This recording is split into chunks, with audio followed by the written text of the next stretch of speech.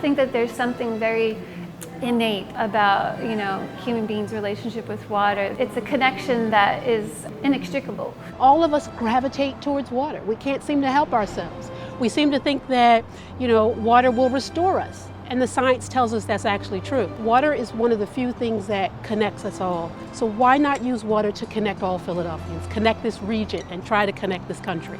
The work that I do focuses on connecting people with the natural world and the environment, specifically water. Pool, A Social History of Segregation, explores that same issue, water as an issue of social justice, from the 1920s to the 1960s. Public pools were the most popular pastime in America. It also happened to be a time when that very popular pastime was only accessible to certain people. A lot of people with the civil rights movement, they think about buses and schools, but swimming pools played a significant role, including helping to pass the Civil Rights Act. Our exhibition here at the Waterworks is neatly housed in a former swimming pool. The Fairmount Waterworks Kelly Pool was created in the 1960s. It was a practice pool for competitive swimmers, and then it was also a place for swimming lessons for public school kids. When you think about a pool, that's a public space, or at least should be treated like a public space. So it opened up a window into how people are treated in public spaces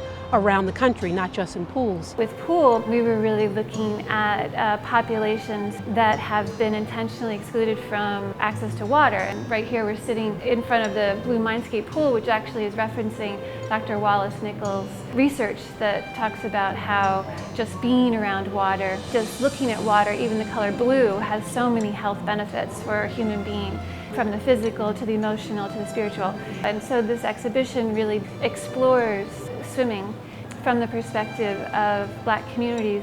In all my projects, I usually try to have something where I invite the public to give their opinion. Here we asked a simple question: what does it feel like to swim?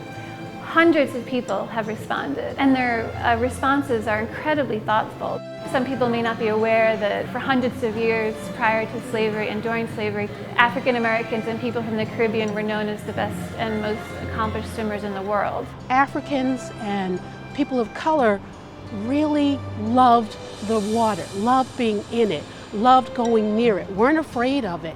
As some people like to think that folks are afraid of water today. Not too long ago, a summer camp group came in to visit with us, and the expression on those young people's faces to learn that their history is very different than what they're being told today. They're told today that they're not great swimmers, that they can't swim, that Black people don't like water, when actually the opposite is the truth. And so we're trying to answer some of the misinformation and also the myths that have become very true for a lot of families of color. Most people, I think, are unaware of the fact that drowning is a leading cause of death in the country and around the world. If you're under 14, it's the second leading cause of accidental death. And if your skin is black or brown, then you're 6 times more likely to drown than your white counterparts. For every 2 white American children, 10 Black American children may drown in a swimming pool. Not having access to swim coaches, swimming pools, lifeguard instruction, they're just not capable of keeping up with their counterparts. Really, the key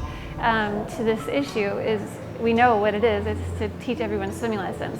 There's this whole idea about just getting closer to water restores and transforms people. The same applies for our children. It is in our best interest to make sure every child learns how to swim.